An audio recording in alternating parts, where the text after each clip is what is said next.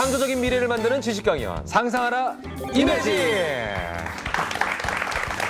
안녕하세요, 반갑습니다. 김현욱입니다. 안녕하세요, 이종범입니다. 네, 언제부터인가 사람들이 과학에 대해서 관심을 굉장히 많이 가지는 것 같아요. 보통 그렇죠. 우리가 과학 세미나, 과학 강연 그러면 네. 과학과 관련돼 있는 학생들이나 네, 예. 또는 과학도들이나 이런 분들이 이제 가서 보통 듣는 걸로 알고 있었는데 네, 네. 오늘 이 자리만 봐도 방청객분들 중에 얼굴이 과학적인 분은 아무도 안 계세요. 그러니까 과학을 굉장히 네. 대중화시켜준 많은 분들 덕분인 것 같아요. 뭐 그러니까요. 과학자분들도 계시고요. 네, 네, 네. 작가나 예술가분들도 많이들 네. SF를 통해서 네. 그렇게 좀 친숙하게 접근할 수 있게 도와주기 때문이 아닌가. 거기에 작가를 굳이 넣은 이유는 이종범 작가도 일조했다 이 얘기를 하고 싶은 거죠. 일조는 모르지만 항상 네. 노력하고 있긴 하죠. 네. 그렇게 따지면 저도 일조한 거예요. 아, 그렇죠. 과학과 친숙해질 수 있도록 저희가 이매진이라고 하는 이 프로그램을 통해서 많은 분들에게 아주 쉽게 과학 얘기를 해드리고 있지 않습니까? 1등 공신이시죠. 그렇게 얘기하니까 나 할 말이 없는데? 저 2등 공신. 반대쪽으로 얘기를 해야 내가 좀 받아치는데. 근데 실제로 이렇게 되게 얘기하니까. 예. 이렇게 좀 어려운 얘기를 풀어주는 중간에 다리 역할을 하시는 분들이 계세요. 예. 자, 여러분들 앞으로도 과학은 멀리 있지 않고 바로 옆에 있는 친숙한 이야기다라고 좀 이해를 하시고 과학 이야기에 귀를 기울여 주시기 바랍니다. 자, 오늘은 또 어떤 쉽고 재미있는 과학 이야기를 들려 주실까요? 오늘의 주인공 두 분을 모시겠습니다. 어서 오십시오. 네, 자리에 앉으시죠. 안녕하세요.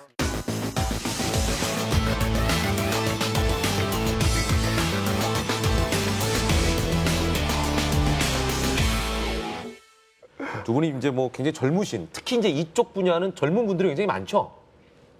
아무래도 근데 저희 분야는 그렇지는 않습니다. 안 그래요? 예, 아무래도 이제 경험도 많이 있어야 되는 부분이기 때문에 사실 뭐 로봇 분야이기는 네네네. 하지만 네네. 또 이게 그 비행체입니다. 비행체를 만드는 데는 그런 경험이 또 상당히 중요합니다. 그래서 경험 많은 또 그런 그 엔지니어들이 많이 있습니다. 그렇군요. 젊으신 나이에 경험도 많다는 뜻이죠. 예. 그러니까 IT하고 좀 다르네요, 그죠? 아이디어를 가지고 하는 일하고는 좀 다르네요. 그렇죠. 경험적인 네, 부분이 네. 많이 있어야 네. 그 기술적인 부분을 또 다룰 수가 있겠네요. 이게 로봇 분야도 네. 경험하고 또 새로운 지식에 대한 그런 어떤 그 뭐랄까요 새롭게 공부해서 네. 얻을 수 있는 게 좀 이 균형이 좀 맞아야 돼가지고 그러니까 요즘 뭐 융합 시대 예. 하는데 예. 그러니까 이게 꼭 한 사람이 여러 가지를 공부하는 융합도 있고요 또 경험하고 새로운 지식의 융합도 있고 그러면 그래서- 공동철 예. 교수님께서는 그 여러 가지 융합 중에서 예. 로봇 전문가로서 어떤 부분을 주로 이제 맡고 연구하세요? 제가 전공은 그 제어 알고리즘 쪽 전공을 했습니다. 뭔가 되게 어려워 프로그램을 보이는데 짜고 제어 알고리즘. 예, 이걸 어떻게 얘가 움직이고 뭐 이런 거를 연구하시는 그렇죠. 거죠? 그래서 간단하게는 이제 로봇이 원하는 대로 움직이게끔 만드는 예. 이제 알고리즘부터 조금 예. 멀리 나가서는 이제 인공지능 가까이까지 네. 만드는 알고리즘을 연구를 했는데 네네네. 이게 제가 그 취미 생활이 뭐 만드는 거여가지고 네. 네. 로봇을 만들다가 그러다가 만드는 걸 제어해서 이제 네네. 로봇 공학자가 그러시네. 돼버렸네. 자, 저희가 이제 드론, 이게 이제 드론이지 않습니까? 네. 여기 있는 것들이. 네. 종류가 굉장히 다양하네요.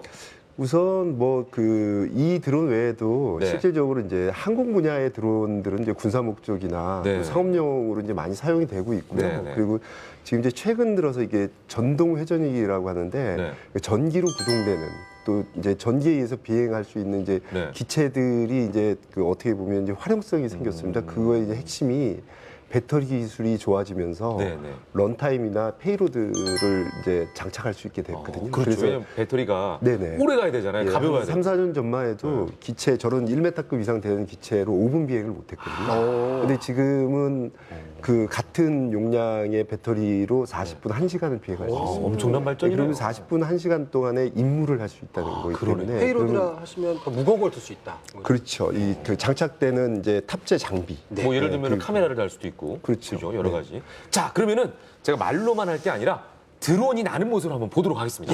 자, 작동 좀 부탁드릴게요.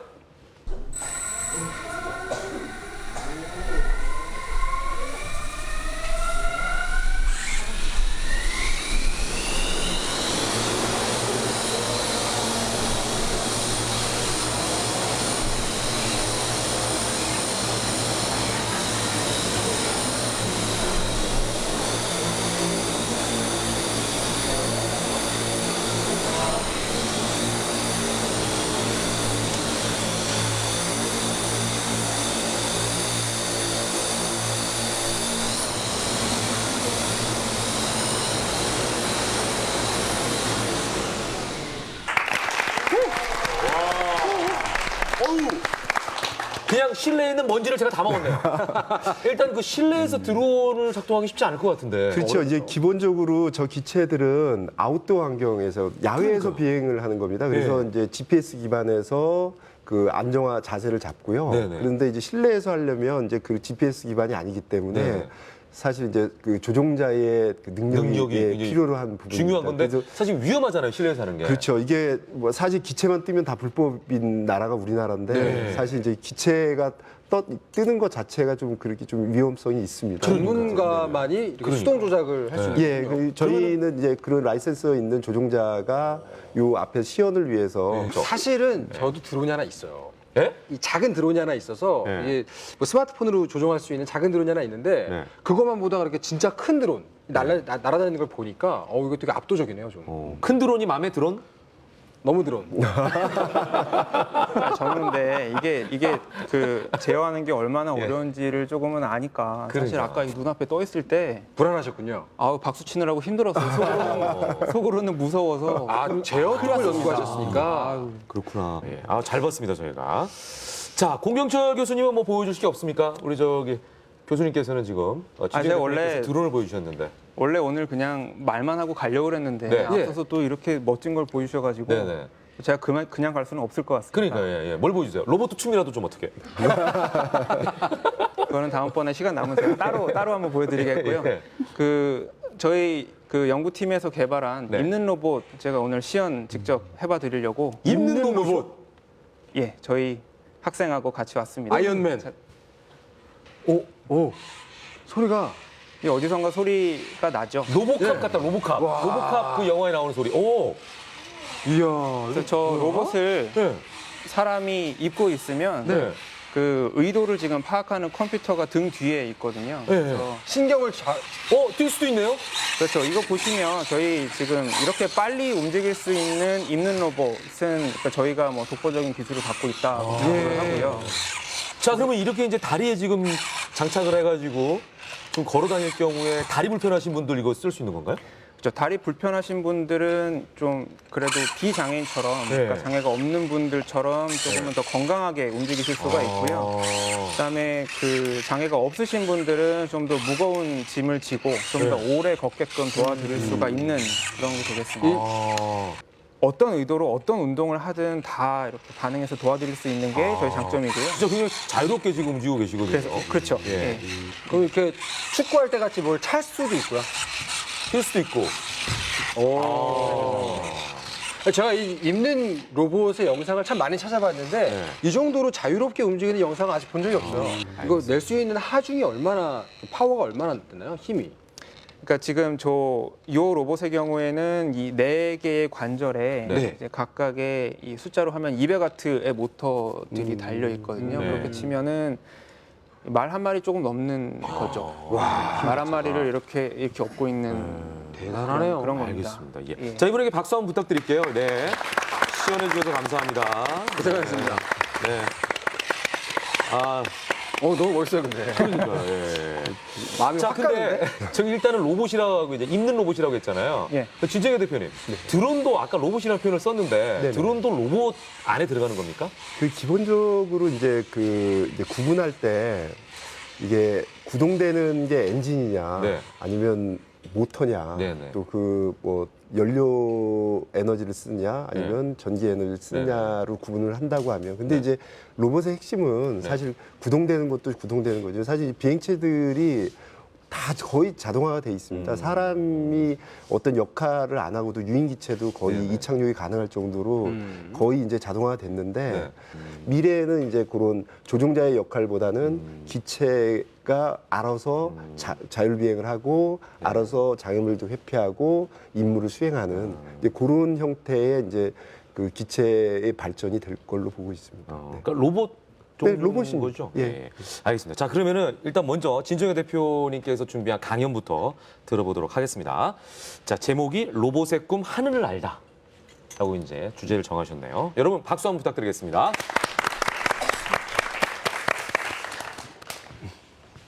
제가 그 여지껏 드론을 설명하면서 로봇을 언급한 적은 없었거든요. 근데 이제 엄연한 그 드론도 저희가 만드는 저 기체도 로봇입니다. 그 이유 중에 하나가 저희가 로봇을 기준으로 둔 게 액추에이터가 모터로 작동되면 로봇이라고 이제 칭하는데 그 부분에 이제 또 핵심이 운영하는 알고리즘 자체에 대한 그게 자율 비행을 한다던가 하게 되면은 이제 로봇의 범주에 들어가는 거가 되는 거거든요. 그래서 무인기의 핵심은 사실 어떻게 보면 그런 이제 자율 비행, 그 인공지능에 의한 자율 비행이 이제 가장 최종 어떤 기술 구현이 될 수 있는 부분인데 이제 그 중에 그 지금 현재 구현되고 있는 기술 수준과 이제 미래에 구현돼야 할 기술 수준을 이제 설명을 드리겠습니다. 먼저 저희가 기존의 그런 엔진 기체나 고정익 기체 뭐 이런 기체들 형상들보다 지금 전동 회전익으로 만들어진 저희가 이제 만든 기체들입니다. 그래서 형상마다 다 임무가 다 틀리고요. 그리고 저 기체의 성능들도 다 다릅니다. 하지만 이제 쟤들이 똑같은 소프트웨어와 똑같은 FC로 운영이 되고 있고요. 그리고 이제 저기에 지금 이제 핵심적인 부분들은 이제 기체를 설계하는 부분과 이제 기체를 운영하는 이제 머리에 해당하는 이제 FC 구현인 부분이 있고 그거에 이제 연동되는 센서 부분들이 있습니다. 그래서 그런 부분들이 어떻게 구성이 되고 어떻게 구현이 되는지에 대한 이제 설명을 드리겠습니다.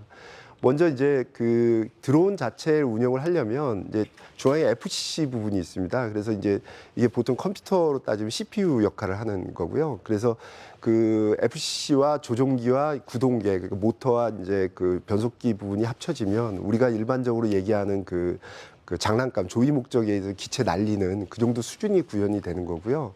그 옆에 이제 OS 보드를 포함한 이제 광학기기가 장착이 되면 우리 흔히 얘기하는 항공 촬영이나 방송 촬영할 때 쓰는 이제 그런 용도가 됩니다. 그리고 이제 그 밑에 보면 이제 GCS 장비가 같이 탑재가 되면 기본적으로 임무가 가능한 예를 들어서 뭐 감시 정찰이라던가 아니면은 이제 물품을 배송한다던가 하는 좌표 비행이 가능합니다. 그래서 이제 저 운영 체계가 지금 현재 드론에 적용되는 시스템의 모든 게 포함되어 있다고 보시면 됩니다.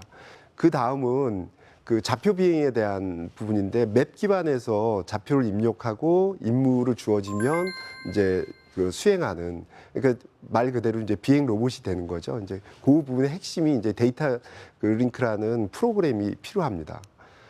그리고 이제 다음에 이제 기술적인 구현 중에 이제 하드웨어적인 구현인데 기체가 형상 자체가 비행체의 형상을 갖추지 않으면 아무리 소프트웨어가 FCC가 아무리 좋아도 비행의 성능이 떨어져서 비행을 제대로 할 수가 없습니다. 그래서 저는 기본적으로 이제 추력에 대한 어떤 성능 설계라던가 저건 이제 멀티콥터이기 때문에 서로의 브레이드의 간섭을 받습니다. 그래서 이제 그런 공력에 대한 간섭에 대한 이제 계산도 해야 되고요. 그래서 이제 하드웨어 설계가 좀 가장 중요한 부분이고요.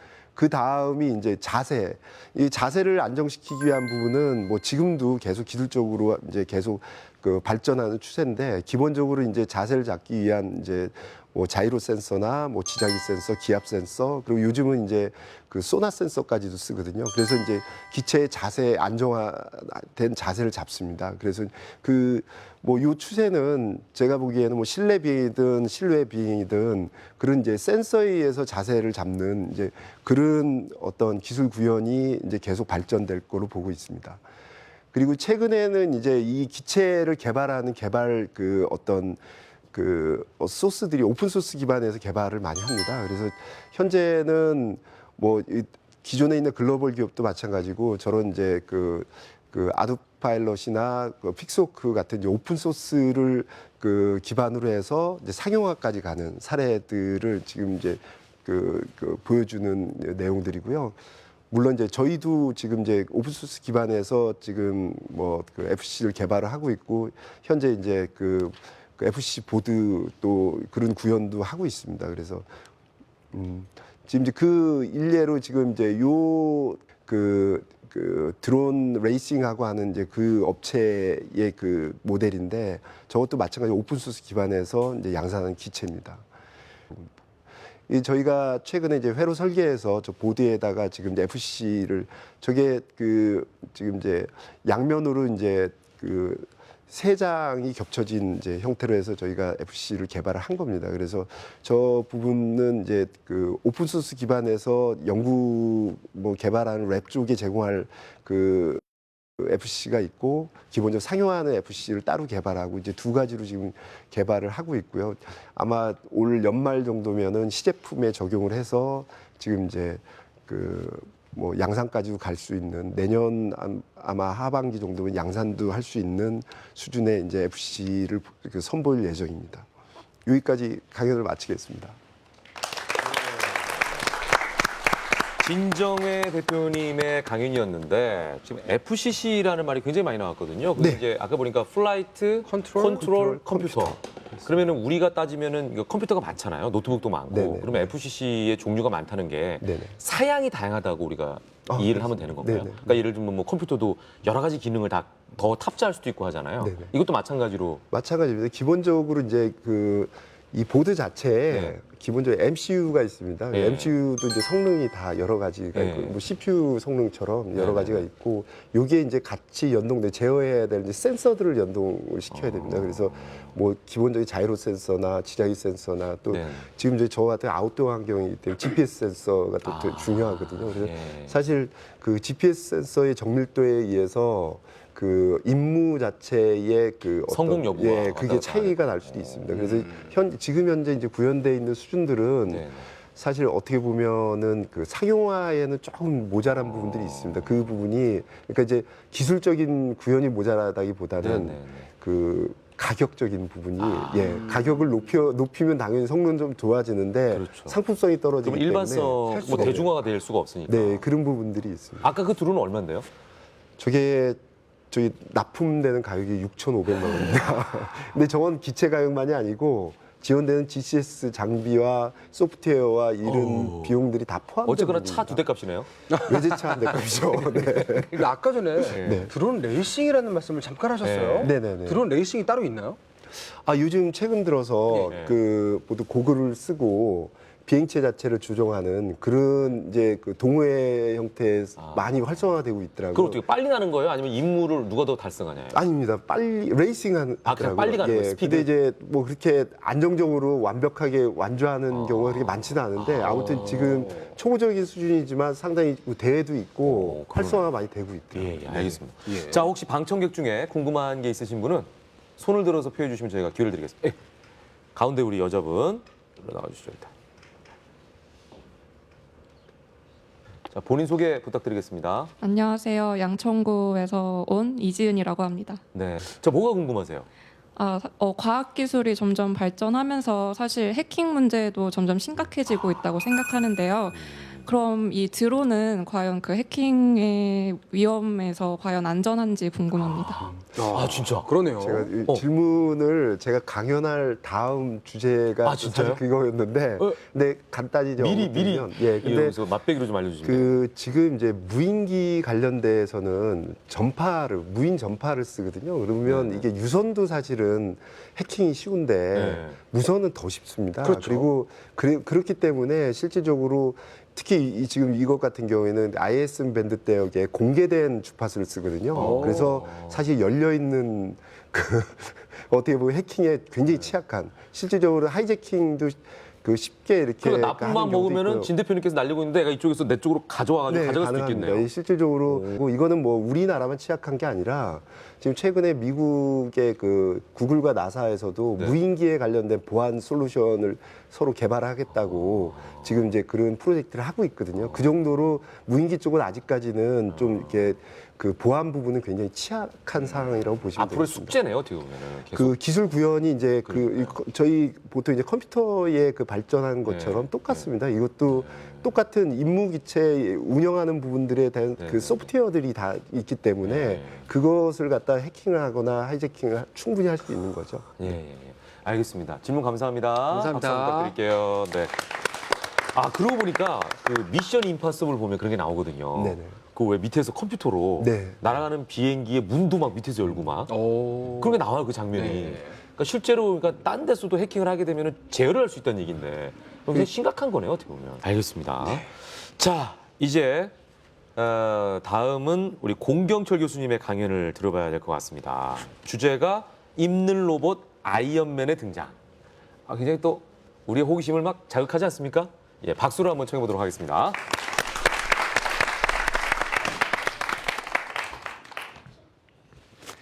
오늘은 제가 강연에서 그 입는 로봇에 대해서 아주 간략하게 뭐가 중요한 이슈고, 그 다음에 어떤 부분이 기존의 다른 로봇하고 있는 로봇의 연구에 있어서 다른 점인지, 그 다음에 제가 연구해 온 부분에 있어서 굉장히 어려웠던 부분, 그리고 그 솔루션을 찾은 부분에 대해서 여러분들하고 좀 공유를 하려고 합니다. 자, 첫 번째 제가 두 비디오를 보여드리겠습니다. 둘 다 미국에서 그 촬영된 비디오고요. 자, 보시면 왼쪽에는 이제 하지를 완전히 못 쓰시는 분께서 로봇을 올라타시고 그 다음에 착용을 하시면 이제 일어나실 수가 있게 됩니다. 그 다음에 오른쪽에 보이시는 거는 건설 현장에서 이 건설 노동자께서 저 로봇 위에 딱 타고 팔을 이렇게 움직이면 사람이 상상하기 어려운 무게의 짐을 들어서 움직이고 뭐 던지기도 하고 뭘 부시고 이런 일을 이제 할 수가 있게 됩니다. 굉장히 다른 목적을 갖는 두 로봇인데, 사실은 제어하는 이 로봇을 설계하는 방법론이나 제어하는 방법론은 비슷합니다. 예를 들어서 왼쪽에 있는 로봇은 이 로봇이 사람의 몸을 움직여주는, 그렇게 돼서 로봇이 사람을 보조하는 그 방식으로 그렇게 제어가 되고요. 그다음에 오른쪽에 있는 방식은 사람이 움직이는 대로 로봇이 그대로 따라해서 사람이 마치 보조를 받는 듯한 이제 그런 식으로 제어가 됩니다. 그럼 결국에는 제어의 관점에서는 누가 동작을 만들어내느냐, 누가 동작을 따라하느냐의 차이인데, 동작을 만들어내는 게 사람이냐 또는 로봇이냐의 차이를 가지고 비장애인을 위한 로봇이냐 또는 장애인을 위한 로봇이냐, 그게 아주 뭐 같은 원리로서 다른 두 목적을 갖는 로봇 시스템이 되겠습니다. 자, 그러면 과연 로봇 보조를 꼭 해야 될까요? 제가 로봇 공학자고 있는 로봇을 뭐 상당히 오랫동안 연구를 해왔지만, 제가 만들면서도 그런 질문을 항상 해왔습니다. 내가 하고 있는 연구가 과연 의미 있는 연구일까라는 생각을 항상 해왔죠. 제가 그래서 연구의 주제로 잡은 건 어느 정도 움직이실 수 있는 분들이 어느 정도의 보조를 받고 그래서 다시금 정상적인 생활을 하게끔 만들어드리는 있는 로봇이 굉장히 큰 역할을 할 수 있겠다라는 생각을 해서 관련된 연구를 많이 수행을 했습니다. 그러면 지금까지 아주 많은 로봇 시스템들이 개발이 됐거든요. 뭐 잘 아시겠지만 휴머노이드 로봇도 있고요. 뭐 여러 가지 로봇들이 굉장히 많이 개발이 됐습니다. 그럼 입는 로봇을 위한 특별한 기술이 무엇이 있을까요? 입는 로봇을 잘 만들려면 뭘 공부를 해야 될까요? 신체공학. 다시 말해서 입는 로봇을 잘 만들려면 결국에는 사람을 잘 알아야 되거든요. 왜냐하면 입는 로봇의 시스템은 로봇 자체뿐만 아니라 로봇 안에 사람이 들어가 있기 때문에 사람을 제대로 이해하지 않으면 로봇을 제어하기가 굉장히 어렵겠죠. 그러면 예를 들어서 제가 로봇을 입었을 때, 예를 들면 어떤 환자분께서는 몸이 너무 약하세요. 그러면 마치 어딘가에 어떤 가상의 어떤 이렇게 조그 셔틀 같은 게 있어서 몸이 너무 약해지셨네, 70%가 약해지셨네 하면 어떤 다른 분이 와서 이분의 몸은 70%만큼을 다시 올려드리면 되겠구나라고 해서 이제 돌려드릴 수 있다라는 거를 상상을 했습니다. 또 반대로 어떤 분들 같은 경우에는 몸이 너무 강해지신 분들도 있어요. 다시 말해서 조금만 움직이고 싶었는데 너무 과하게 움직여지는 이런 분들이 계십니다. 근데 그런 분들은 좀 줄여드려야 되겠구나라고 반대로 그걸 줄여드리는 그런 메커니즘을 생각을 해봤습니다. 근데 이게 말이 쉽지 실제 로봇을 이용해서 사람한테 어떤 가상의 그런 어떤 버튼이나 어떤 조그 셔틀을 만들어 드린다는 것 자체가 굉장히 어려운 문제였고요. 그래서 저는 그 문제를 이 입는 로봇의 제어를 잘하면, 입는 로봇의 제어를 잘해서 그런 효과를 만들어내면 되겠구나라는 라고 착안을 했습니다. 그래서 입는 로봇을 제어하되 그럼 이 사람의 몸이 생각보다 실제로는 약해졌지만 사용자의 원하는 것에 따라서 강해지고 그 약해지고 하는 부분을 조절할 수 있게끔 해드리면 좋겠다는 생각을 했습니다. 자, 물론 이렇게 얻어낸 아이디어가 공학적으로 실제 입는 로봇에 적용이 되기까지는 이제 굉장히 복잡한 또 알고리즘을 설계하는 과정이 필요합니다. 그래서 그 과정을 다 거치고 나면 보이시는 것처럼 여러 가지 시뮬레이션을 해야 되고요. 시뮬레이션을 통하면 이제 제가 이 아래 보이시는 것처럼 아주 오랫동안 아령을 들고 운동을 해도 전혀 이 팔에 피로감이 오지 않는 이런 식으로 입는 로봇을 제어할 수가 있었고요. 결론적으로 이런 방법으로 모든 이 관절, 하지의 모든 관절을 제어를 하면 아까 시연에 보신 것처럼 아주 자유로운 동작에 대해서 그러니까 모든 동작에 대해서 보조가 가능한 그런 로봇 시스템을 만들 수가 있었습니다. 여기까지가 오늘 제가 준비한 강연 내용이고요. 감사합니다. 공경철 교수님의 강의였습니다. 그 마지막에 이제 그 로봇을 입고 그 아령을 이제 운동을 하잖아요. 예. 그러면은 이 사람의 손 역할은 아령을 잡는 것만 하는 거 나머지는 힘을 안 주고 있는 상황에서 기계가 하는 건가요? 힘을 전혀 안 주는 건 아니고요. 네. 약간의 의도를 가지고 네. 동작을 만들어내는 정도의 힘은 이제 힘만. 가하는 거고요. 그럼 나머지는 이제 이 기계가 알아서 그렇죠. 그러니까 이런 원리입니다. 예를 들면 아령이 없는 상태에서 손을 드는 정도의 힘으로 아령을 들고 있는. 계속 이제 들고 있는 거죠. 근데 반대로 네. 예를 들면은 그러니까 신체가 좀 약화되신 분들은 네. 마치 아령을 들고 있는 것처럼 몸이 무겁거든요. 그렇죠. 그러면 몸이 가벼워진 것처럼 제어를 해드리는 그런 원리입니다. 대신에 이거 하면은 알통은 안 생기겠네요. 그렇죠. 근육이 단련되는 게 아니니까. 그러니까. 예. 자, 혹시 그 방청객 중에 질문 있으십니까? 예. 질문? 일단 가운데 분 한번 받아보겠습니다. 자, 본인 소개 좀 부탁드리겠습니다. 네, 안녕하세요. 홍익대학교 경영학과 재학 중인 김다정이라고 합니다. 네. 뭐가 궁금하세요? 네, 입는 로봇이기 때문에 서로 다른 신체를 가진 사람들에 맞춰서 최적화하는 것이 기술적인 과제일 것 같은데요. 이런 입는 로봇을 상용화할 때는 이런 점을 어떻게 해결할 수 있는지에 대해서 궁금합니다. 그러니까 아주 좋은 지적이신데요. 예. 사실은 저 부분 때문에 이 입는 로봇을 대량 생산하기는 좀 어려운 단점이 있고요. 기성복처럼 만들지 못하는군요. 그렇죠. 아무래도 신체에 실제 옷보다 더 밀착돼서 입게 되는 로봇이거든요. 그래서 길이나 어떤 딱 맞아야 되네, 두께나 이게. 이런 게 굉장히 잘 맞아야 되는 점이 있습니다. 그래서 당연히 로봇의 중간에 그 기구부는 네네네. 약간의 조작으로 길이를 조절할 수 있거나 네네. 그런 장치가 다 있기는 한데 말씀 주신 대로 이 각각의 개인에 맞추는 과정이 굉장히 중요합니다. 근데 예를 들면 환자분을 위한 입는 로봇은 아주 길이, 두께 이런 신체 사이즈가 아주 잘 맞아야 그렇죠. 이 보조가 가능한 거거든요. 네. 그래서 지금 그러니까 저희가 하고 있는 방향은 네. 입는 로봇을 전체를 다 만들어서 여기 있습니다라고 해서 드리는 게 아니라 네. 저희는 로봇의 어떤 모듈만 만드는 거고요. 공학적으로는 이 각각의 관절부에 모듈만 만들고 나머지 부분, 프레임 부분하고 네. 브레이스 부분이 있거든요. 이 부분은 예를 들면 재활 치료사분하고 연동을 한다거나 그러니까 재활 보조 장구를 잘 만드시는 분들이 또 따로 있거든요. 그분들과 해서 그 그래서- 사람 치수에 딱 맞게. 그렇죠. 저희가 그래서 이 모듈을 갖다 드리고 나머지는 아주 신체에 완전히 잘 맞게끔 그분들이 나머지를 이제 비쌀 수밖에 없겠네요. 왜냐면 이게 맞춤형 정장이니까. 맞춤형과 기성복의 어떤 중간 단계를 말씀하신 거잖아요. 그렇죠. 꼭 중요한 예, 부분은 예, 맞추고 예. 나머지는 기성복처럼. 네네. 알겠습니다. 자, 이렇게 해서 변신 로봇에 관한 이야기 저희가 나눠보고 있습니다. 잠시 후에 더 재미있는 강연이 이어집니다. 조금만 기다려 주십시오. 이매진.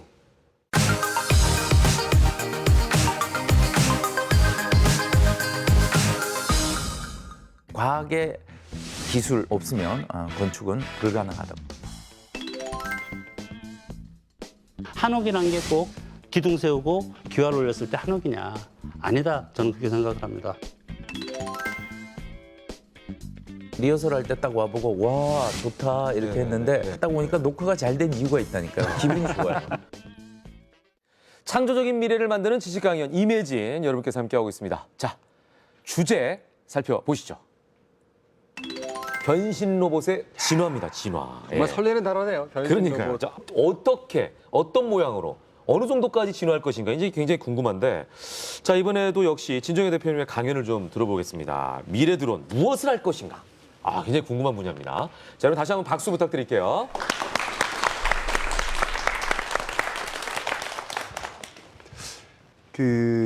이제 비행체이기 때문에 사실 그 기존의 사람이 인지하는 높이가 2m 이상이 안 되거든요. 그래서 그 상공에서 할 수 있는 임무들은 뭐 다양하게 할 수 있습니다. 지금 현재 하고 있는 그 임무들부터 이제 설명을 드리겠습니다. 여지껏은 인간이 야간에 산불 진화를 한 적이 없어요. 대부분 주간에 불이 확산되면 뭐 유인기체로 불을 끄다가 잔불이 남아도 밤에는 사람이 기다렸다가 그 다음 날이 밝으면 다시 진화하는. 그러니까 이제 대부분 뭐 봄철에 이게 산불이 많이 나잖아요. 그때 대부분 바람이 굉장히 많이 불거든요. 그러면 이제 그 주위를 다 태운 다음에 꺼집니다. 여지껏 이제 그렇게 해왔었는데 올해 작년부터 저희가 이제 산림과학원하고 잔불 감시를 할 수 있는지에 대한 이제 테스트들을 많이 저 시험동에서 많이 했습니다. 그래서 기체를 100m, 200m 띄워서 그 잔불을 확인해서 대원을 직접 현장에 투입해서 꺼서 당일날 다 진화를 했습니다. 그래서 그 후로 이제 장성 산불, 이제 포항, 경주, 화천까지 산불, 대형 산불 나는 데를 다 저희가 차별을 해서 지원을 했는데, 그러니까 이런 것처럼 간단한 동작 하나로 말 그대로 피해를 줄인 거죠. 그런 부분들이. 그래서 어떻게 보면은 이것으로 무엇을 할 수 있느냐라는 부분은 그쪽에서 요구하는 그게 필요한 부분들을 요구해서 그게 되는지를 확인하고 적용하는 이제 그런 사례로 해서 지금 이제 이 그 드론의 이 비행 로봇의 이제 영역을 지금 넓혀가고 있습니다. 그리고 이제 그 다음은 요거는 이제 재난 상황이 벌어졌을 때 고립 지역에 이제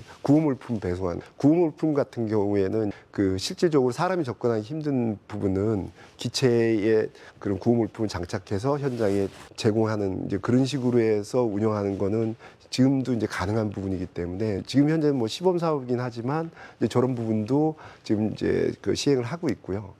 그 다음은 이제 이제 도로 환경이나 저런 대형 구조물이 많은 이제 그런 데에서 이 구조물 자체를 관리하는 부분들은 여지껏은 거의 다 유관 관리하고 사람이 직접 그거를 구조물이 큰 데는 관리를 아예 못하는 경우가 많았거든요. 저런 구조물 자체가 워낙 크기 때문에 사람이 접근을 못합니다. 그리고 유인기체나 큰 기체에서는 실질적으로 저런 구조물에 접근했다가는 큰 또 사고로 이어질 수 있기 때문에 그런 부분에 있어서는 이런 어떤 비행 로봇이 접근을 해서 그런 체증을 하고 그 관리를 하고 그 영상 자체를 체증한다는 의미가 굉장히 큽니다. 왜 그러냐면 육안으로 하는 부분들은 그냥 잊어버리고 끝이지만 영상은 계속 데이터로 저장을 할 수가 있거든요. 그 많은 데이터를 저장을 하게 되면 어마어마한 그런 어떤 시설물 자체의 체계적인 관리가 가능합니다. 그리고 이제 저런 이제 이게 산림 환경과 바다 환경에서는 사람이 그렇게 쉽게 이동하기가 힘듭니다. 그래서 이 비행체의 그 역할이라는 게 굉장히 중요합니다. 그래서 불법 조업하는 부분에 있어서 단속을 하거나 할 때도 대부분 이제 뭐 중국 어선에 단속할 때는 상당히 위험한 상황이 많이 일어난다고 그러더라고요. 그래서 그런 부분에 있어서 뭐 현장을 체증하고 또 이제 지휘통제소에 그런 체증된 자료를 줘서 이제 관리를 하게 되는 그런 부분들에 이제 활용하면 상당히 효과적으로 쓸 수 있을 겁니다. 그리고 이제 뭐 최근에 GOP 환경에서 뭐 목함질에 터져서 막 그런 문제도 많이 생겼지만 저희가 GOP 전체가 다 산악 지역이거든요. 그래서 사람이 이렇게 이동하는 부분도 굉장히 힘들고 그래서 저런 이제 비행체 자체가 항상 감시를 하고 또 그 감시된 영상이나 그런 데이터들을 체계적으로 관리를 해서 그런 어떤 사람이 놓치는 그런 공간들 자체를 커버할 수 있게 이제 그 부분도 충분히 이제 효과를 발휘할 수 있을 거라고 보고 있습니다. 이제 기술적인 부분들 중에 이제 또 가장 핵심적인 부분이 보안이 이제 좀 어떻게 보면 취약하다는 부분이 있습니다. 이거는 뭐 우리나라만의 문제가 아니라 전 세계적으로 드론 자체를 운영하는 게 이제 무선으로 그 무인기이기 때문에 그런 통신에 의한 부분들에 대한 게 굉장히 취약합니다. 그래서 기본적으로 이제 그 통신 부분에 대한 그 보안 부분이 문제가 될 수 있고요. 또 FCC 자체에서 운영하면 소프트웨어적인 또 보안 문제가 있을 수 있습니다. 실질적으로 조종자의 역할보다는 기체가 알아서 임무를 수행할 수 있어야지만이 안정적으로 예측이 가능한 그 운영이 가능합니다. 아직까지는 그 지금 현재 기술 구현 자체가 조종자의 역할이 한 70% 정도가 되고요. 기체에 구현되어 있는 그런 어떤 소프트웨어나 센서에 대한 역할이 한 30% 정도가 됩니다. 그래서 그 70%가 이제 50% 언더로 조종자의 역할이 떨어져야 더 이제 활용도가 커질 거고, 비행체의 어떤 능력도 최소 30%가 아니라 50% 이상의 자율비행 정도의 안정화가 돼야 상용화가 커질 거라고 보고 있습니다. 여기까지 강연을 마치겠습니다. 자, 뭐 진정혜 대표님의 강연을 듣고 보니까 드론을 활용할 수 있는 분야가 굉장히 많다는 생각이 드는데요. 실제로 저는 이제 방송하면서도 이걸 느꼈어요. 드론의 등장으로 네. 방송 환경이 혁신적으로 좋아졌습니다. 오. 예전에는 마을이나 전체 풍경을 찍으려면 카메라 감독님이 산 위로 올라가셨어요. 그걸 찍으려고. 네. 그리고 들고요. 한 컷을 찍으려고 카메라 10kg짜리를 들고 올라가세요. 또는 옥상으로 올라가거나. 드론이 나온 다음부터 네. 카메라 감독님이 굉장히 편해지셨죠. 네. 저 하나 너무 궁금한 게 있어요. 네. 아무나 날릴 수 있나요? 사실 이 큰 건 모르겠는데 네네. 이 작은 드론들 요즘 많이 사잖아요. 잘못하면 사생활 침해가 될 수도 있고. 네, 이게 허가제가 있다거나 뭐 아니면 자격증이 있다거나 그런 게 혹시 있을까요? 우선은 기본적으로 라이센스는 있습니다. 저게 초경량 비행 장치 조종 면허라는 라이센스가 있고요. 12kg 이상 일 경우에. 12kg라는 것은 무게가 12kg 네, 그렇습니다. 이상. 우리나라 이제 항공법상에 이제 무게 자체를 기준으로 등급을 나누거든요. 네. 그렇기 때문에 그게 있고. 그럼 작은 드론은 네. 필요 없겠네요, 여기 앞에. 근데 그게 아닙니다. 이게 지금 이제 우선은 자격에 대한 부분들이 있지만 허가돼야 되는 부분들이 실질적으로 우리나라는 비행 금지 구역이 많습니다. 특히 이제 서울이라든가 수도권은 네. 장난감도 띄워서도 안 됩니다. 다 허가를 받아야 돼요. 아, 원칙적으로. 예. 근데 이제 거기다가 한 가지 더는 이게 광학기기가 장착되면 네. 이건 허가 받는 개념이 비행 승인 개념하고 또 다릅니다. 왜냐면 이게 촬영 이제 스파이가 활용할 수도 있는 예, 거예요. 그렇죠. 그래서 그 국가보안법에 그러네요. 적용을 받습니다. 그래서 국방부하고 수방사에 미리- 체증을 하는 직원이 와서 그 현장에서 무엇을 찍는지를 확인을 해야 됩니다. 네. 법적으로는 그렇습니다. 근데 지금 뭐 장난감으로 개인이 나 이거 찍을 거니까 와서 봐라라고 하면 그건 절대 오지 않죠. 그렇죠. 이게 아직 지금 현재는 좀 법과의 좀 괴리가 있습니다. 아직 과도기군요. 그렇죠. 알겠습니다. 자, 이제 마지막으로 저희가 또 강연을 들어보도록 하겠습니다. 공경철 교수님께서 이제 마지막 강연을 좀 해주실 텐데 인공 근육과 관련된 그런 강연이네요. 오, 인공 근육. 흥미로워요. 네, 듣기만 해도 네. 야, 근육을 만든단 말이야? 뭐 이런 생각이 드는데 또 어떤 내용인지 여러분께서 기대해 주시기 바랍니다. 박수 부탁드립니다.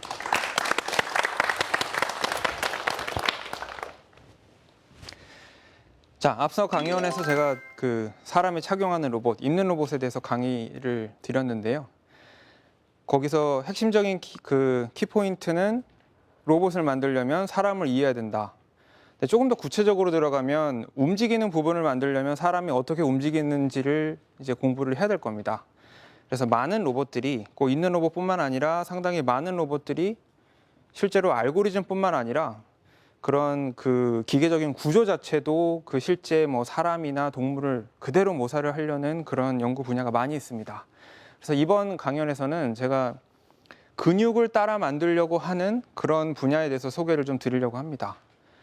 근육이 왜 도대체 무슨 어떤 장점이 있길래 그렇게 로봇 만드시는 분들이 따라서 만들려고 할까요? 일단 수축을 통해서 어떤 힘을 만들어낸다. 내 수축을 통해서 만들어내면 예를 들면 여러분 뭐 팔 움직이는 원리, 다리 움직이는 원리가 결국엔 로봇같이 어떤 회전을 이용한 그 구동기를 부착을 하는 게 아니라 근육이 수축을 하면서 힘을 만들어내거든요. 근데 수축을 이용해서 만들어내는 구조가 생각보다는 굉장히 여러 그 장점이 있습니다. 예를 들면 이 완전히 서 있는 상태에서는 많은 힘이 필요하지 않다가 약간만 구부리면 상당히 많은 힘이 필요하거든요. 근데 이거는 근육이라는 어떤 수축형 구동기를 활용을 하면 기구적으로 자동으로 이렇게 약간 수그리면 더 큰 힘이 나오게끔 구성이 돼 있습니다. 그래서 그런 부분을 활용을 하고자 근육을 모방하는 그 구동기들을 만들고 있고요. 또 한 가지는 정밀한 힘을 생성을 하는 구동기라는 측면에서 근육이 또 장점이 있습니다. 그다음에 처음 말씀드렸다시피 어떤 그 두 점을 상대로 딱 있고 이렇게 선형적인 동작을 만드는, 그러니까 선형이라고 하면 두 점 사이를 선으로 연결을 했다는 뜻이거든요. 그래서 두 점 사이를 회전이 아니라 선형적으로 이동할 수 있는 어떤 구동기가 로봇 시스템에 굉장히 많은 장점이 있습니다. 또 한 가지는 어떤 동작을 만들어낼 때 이 구동기가 모든 힘을 내기는 어렵거든요. 그래서 기구적으로 탄성 스프링이죠. 탄성을 기구적으로 갖고 있어서 어떤 예를 들면 뛰었다가 착지하는 동작이라든지 아니면 실제로 걷는 동작에서 구동기의 에너지를 많이 사용하지 않고도 이 원하는 동작을 만들어낼 수 있게끔 하는데도 장점이 있습니다. 자, 그러면 제가 한 가지를 시연을 좀 해드리려고 합니다. 바로 앞에서. 자, 요게 이 기다란 막대기 같이 보이는 게 공기압을 이용한 인공 근육입니다. 그래서 여기에 공기압을 가하면 이렇게 수축을 하고요. 풀어주면 다시 이완을 하고 수축을 하고 이완을 하고 이런 식으로 구동력을 만들어내는 게 인공 근육이라고 할 수가 있겠습니다. 예를 들면 사람을 모방한 로봇 또는 동물을 모방한 로봇의 가장 쉬운 방법은 동물이나 사람의 근골격계를 그대로 모방을 하는 거겠죠. 그래서 그런 면에서는 이렇게 선형적으로 이 수축과 이완을 반복하는 이런 식의 인공 근육 시스템이 굉장히 좋은 구동기가 되겠습니다. 그래서 예를 들면 휴머노이드 로봇을 이렇게 근육형 인공 근육으로 만든 연구팀도 많이 있고요. 또 최근에는 입는 로봇을 이 공압 구동기, 그러니까 공압을 이용한 인공 근육을 이용해서 만든 연구팀도 많이 있습니다. 공기압뿐만 아니라 예를 들면 어떤 화학 물질이 묻어 있는 어떤 폴리머, 그러니까 플라스틱이죠. 폴리머에 전기를 가하면 그 폴리머가 수축을 하는 그런 부분도 있습니다. 그래서 그런 현상을 이용을 해서 폴리머를 인공 근육같이 잘 만들면 전기를 가해주면 근육처럼 줄어들고 전기를 가하지 않으면 다시 늘어나는 그런 식으로 인공 근육을 만든 사례도 있고요. 그다음에 금방 말씀드렸던 그런 몇 가지 특징을 기구적으로 그대로 모사를 해서 탄성을 갖기 위해서 스프링을 사용을 하고 정밀한 힘을 내기 위해서 모터를 사용하고 이런 걸 조합을 해서 인공 근육을 만든 연구팀도 있습니다. 지금 보여드리는 요 낚싯줄을 이용한 인공 근육, 아마도 제목만 들으시면 이게 웬 말이야 라고 하시는 분들이 많을 텐데, 원리는 이 위에서 보시는 것처럼 낚싯줄을 이렇게 계속 꼬아주면 어느샌가는 이렇게 뒤틀림이 생기다가 또 어느 순간은 이렇게 코일이 생기게 됩니다. 그렇게 생긴 코일에 드라이어로 열을 싹 가하면 몇십 킬로도 들 수 있는 인공 근육이 만들어집니다. 다시 말해서 여러분이 댁에 돌아가셔서 있는 낚싯줄 한 4가닥 정도만 있으면 약 한 15에서 20kg 정도를 들었다 놨다 할 수 있는 인공 근육을 바로 여러분 이 집에서 바로 만들 수 있는 그런 게 되겠습니다. 그 다음에는 이건 어떻게 보면 또 반대의 극단적인 경우인데, 근육을 따라 만드는 인공 근육을 아예 근육을 사용해서 근육을 떼다가 근육이 살아남을 수 있도록 여러 가지 양분을 주고 여러 전기 신호를 줘서 실제 근육을 로봇에 부착을 하려고 하는 그런 연구진도 있습니다.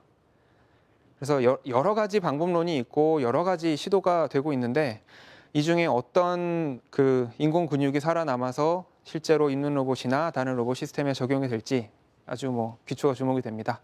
감사합니다.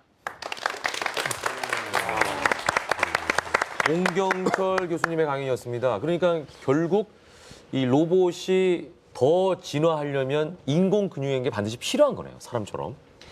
결국에는 구동기라는 게 사람 또는 동물의 어떤 동작을 잘 모사를 하는 게 목표잖아요. 그렇죠. 그래서 적은 에너지를 사용을 해서 많은 동작을 만들어내는 게 어떤 구동기의 어떤 설계의 관점일 텐데, 그런 면에서는 근육보다 좋은 구동기는 없는 거죠. 네, 알겠습니다. 자, 궁금하신 분 질문해 주시기 바랍니다. 네, 본인 소개 부탁드리겠습니다. 종로구에서 온 최영준입니다. 네, 제가 질문 드리고 싶은 것은 아까 전에 그 웨어러블 로봇을 봤는데 네. 이런 로봇을 이용하다 보면은 사람이 아무래도 점점 게을러지는 것으로 알고 있습니다. 왜냐하면 마음만 먹으면 기계가 다 움직이고 다 하니까. 네. 그런데 이런 로봇의 단점을 극복할 만한 그 계획은 어떻게 준비되어 있는지 그 생각도 궁금합니다. 도덕적인 부분이네요. 어떻게 보면 그죠? 네. 근데 입는 로봇을 개발하는 목적 자체가 움직이시기 어려운 분들을 그래도 이렇게 정상적으로 이동할 수 있게끔 도와드리는 그 부족분을 더해드리는 거고요. 네. 정상적인 사람을 위한 건 그래서 아니라는 거죠. 정상적인 사람들은 이거를 착용하지 않으면 못할 일을 하게 만들어 드리는 그 부족분을 드리는 거기 때문에 그렇죠. 딱 그 부족한 만큼을 더해드리는 거지 과하게 더해드리지는 않습니다. 그 걱정할 부분은 아니다. 그러니까 뭐 리모컨 갖고 오기 귀찮다고 기계 팔로 이런 게 아니란 얘기죠. 그렇죠. 네. 생각이 그리고 그걸 쓰는 사람의 마음 자세겠죠. 그렇죠. 예를 들어서 집에 그 리모컨이 있어도 네. 진짜 게으른 사람 발가락으로도 누르잖아요. 이렇게. 이거 손으로 하는 것도 귀찮아가지고. 그렇네요. 이런 사람도 있는 반면에 본인이 다 찾아가지고 하는 사람도 있고. 그렇죠. 결국 어떻게 쓰느냐의 문제가 아닌가 싶습니다. 네. 예. 자, 오늘 질문 감사합니다. 감사합니다. 예, 박수 부탁드릴게요. 네. 인공 근육에 대한 거 네. 그 대해서 한 가지 또 제가 소개드리고 싶은 게 있는데 네. 그 내년도 10월달에 네. 그 스위스에서 사이베슬론이라는 대회가 열리거든요. 사이베슬론? 예, 그게 하지를 못 쓰시는 완전 마비 환자분들이 로봇을 착용을 하고 올림픽 대회를 하는 내년 경기가 처음이에요? 내년 10월에 1회 대회가 열립니다. 정말 그게 사이버틱하네요. 최초로. 예, 그런 대회가 열리고 아마 이 입는 로봇의 기술의 가장 그 최고 경지를 이제 그 대회를 통해서 보실 수가 있을 거고요. 그 준비하고 계신 거예요? 내년 10월? 저희도 출전권을 받아서 내년 10월에 출전을 하게 됐습니다. 멋지네요. 좋은 결과를 기대하도록 하겠습니다. 응원하겠습니다. 이거 굉장히 큰 홍보인데. 그러니까요. 이건 저희가 편집 안 하죠. 네. 알겠습니다. 자, 이렇게 해서 두 분의 얘기를 들어보니까 정말 그 드론도 그렇고 로봇도 그렇고 앞으로 연구해야 될 분야도 많고 가야 할 길도 또 멀고 어떻게 보면 또 진화해야 될 것도 참 많다 이런 생각이 들었어요. 예. 아니 두 분이 콜라보할 수 있는 건 없나요? 근데 지금 공 박사님 같은 경우에는 이 제어 쪽에 또 전문가셔갖고 사실은 이제 저희 핵심이 또 제어 그렇죠. 부분이거든요. 그래서 예.